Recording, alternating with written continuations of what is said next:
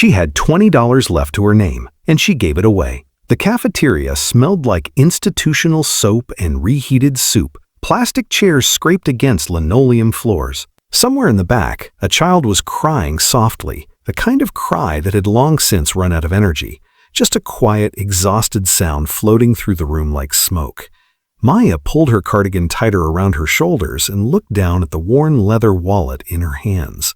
She already knew what was inside. She'd counted it 3 times that morning. One crumpled $20 bill. That was it. That was everything between her and the next payday that wasn't guaranteed in a world that had stopped guaranteeing her much of anything. Across the table sat a woman she barely knew. Margaret. That was the name she'd given when she arrived 2 nights ago. No last name, just Margaret. She had the kind of face that looked like it had once been very beautiful and very certain, and now was neither. Her clothes were wrong for this place. Not dirty, not torn, but too well made in a way that someone had clearly tried to undo. The jacket had been worn deliberately inside out. The shoes were expensive, but scuffed on the toe, as if someone had dragged them across gravel on purpose. She sat very still, both hands wrapped around a paper cup of coffee she hadn't touched. She wasn't eating. She'd been staring at the same fixed point on the wall for 40 minutes. Maya watched her for a long moment. Then she opened the wallet, took out the 20, and slid it across the table.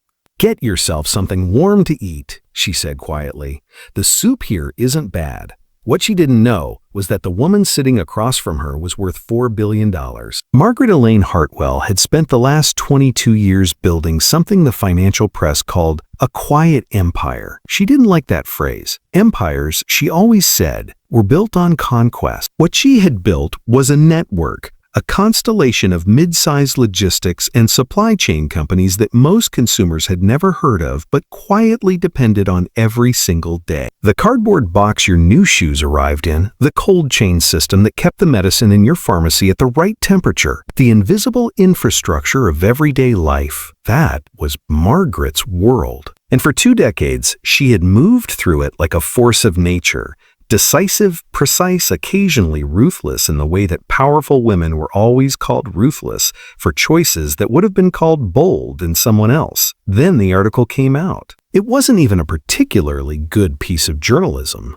It was a profile, ostensibly flattering, in a major business publication, the kind of sprawling feature that runs on a slow news weekend. But buried in the middle of the piece, between paragraphs about her company's quarterly performance, was a single line sourced to an anonymous former employee. A line that accused her of knowing about a workplace safety violation at one of her subsidiary facilities and choosing to delay the report to avoid disrupting a major acquisition deal.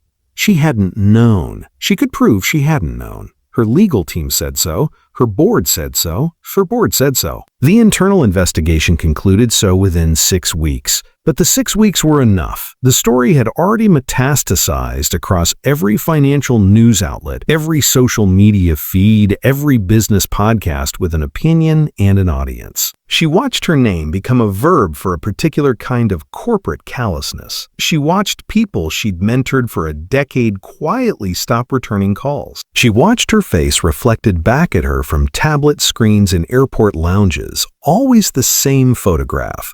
The one where she was smiling slightly too confidently, used to illustrate every piece about corporate greed, every thought leadership post about accountability, every Twitter thread that needed a face. She was acquitted of everything, and it didn't matter. When she saw Margaret sitting alone at that table, not eating, turned inward in a way that had nothing to do with shyness and everything to do with a particular kind of pain, Maya didn't calculate. She didn't think about the $20 and what it represented. She just slid it across the table. The days inside the shelter had their own rhythm. Meals at fixed hours, lights out, morning chores posted on a whiteboard by the entrance, children running in the hallways with the indiscriminate energy of children everywhere, women moving through stages of things Maya recognized. Shock, stillness, then the slow, careful work of beginning to figure out what came next. Margaret watched all of it. She had been, for 20 years, someone who observed systems, who looked at the way things moved and found the inefficiencies and fixed them. She couldn't turn that off, but what she was seeing now was different from anything she'd studied in boardrooms or on earnings calls. She watched a woman named Darlene spend 2 hours every evening helping other residents fill out job applications on the single shared computer in the common room, even though Darlene had her own applications to submit. She watched the shelter's lead counselor, a tired woman named Patricia who always had coffee stains on her sleeves, diffuse a screaming argument in the hallway with nothing but a calm voice and the willingness to stand there and absorb the anger until it burned itself out. She watched Lily, Maya's daughter, crawl into the lap of a woman she'd met 4 days ago and fall asleep there, entirely trusting, while the woman stroked her hair and stared at the middle distance with something complicated moving across her face. She watched Maya. Maya, who woke up early every morning to be at the front of the breakfast line, not for herself, but because Lily was always hungry by 6. Maya, who spent her free hours on her phone looking not at social media but at job listings, certification programs, sublet board. Maya, who laughed genuinely and often in a way that was almost shocking in its fullness, at things Lily said or things the other residents said, as though the laugh was an act of resistance she had decided to commit daily. One evening, sitting at the same table where the $20 had changed hands, Margaret said, "You seem okay." Maya looked up. "I'm not sure I'd put it that way." "No," Margaret said. "I just mean considering you seem okay." Maya thought about it. "I think I just decided not to fall apart until I can afford to," she said. "And by then, hopefully I won't need to." Margaret was quiet for a long time. Then she said, "How do you do that?" It wasn't quite a question. Maya understood that. "I think it's Lily," she said. "When there's someone watching you, you be the version of yourself you want them to learn from." It was Lily who said the thing that stayed with Margaret for the rest of her life. 3 days after the $20 moment, Lily appeared at the table while Margaret was writing in a small notebook. Not a phone, a paper notebook, another old habit she'd returned to, and climbed into the chair across from her the way 6-year-olds do, without ceremony. "Are you still sad?" Lily asked. Margaret looked at her. "Getting better," she said carefully. Lily nodded with the gravity of someone receiving a medical update. Then, as if remembering something she'd meant to bring up earlier, she said, "I asked Mama why she gave you her money." Margaret felt something shift in her chest. "What did she say?" "She said because you needed it more than us right now." Lily paused. "But we needed it too." "I know," Margaret said. "That's what made it generous." Lily considered this. "Mama says generous is when it costs you something." Margaret put down her pen. She looked at this small, serious person across the table, missing 2 front teeth, entirely certain of what she was saying, and understood that she had just received an education that 20 years of business school and boardrooms had failed to provide. "Your mama," she said quietly, "is one of the smartest people I've ever met." Lily looked pleased but unsurprised. "I know," she said, and slid off the chair and ran away down the hallway. Margaret left on a Tuesday morning before breakfast. No announcement. Her bed was made. A bread was made. Her few belongings were gone. She had been there for 9 days. Maya noticed the empty bed and felt something she hadn't expected. A kind of low-grade concern, the specific worry you feel for someone you know is carrying something heavy and might be carrying it alone. She hoped Margaret was okay. Where? She didn't know her last name. She didn't have a way to reach her. She went to the breakfast line and told Lily that the quiet lady had moved on, and Lily said, "Oh," and then asked for more orange juice. Life moved forward the way it did. Maya had 2 job interviews that week. One was promising. She was working through the shelter's housing assistance program, which had a waiting list, but a counselor named Patricia, who had started making noises about a specific apartment that might open up within the month. Small movements, the right direction. 8 days after Margaret left, there was a letter.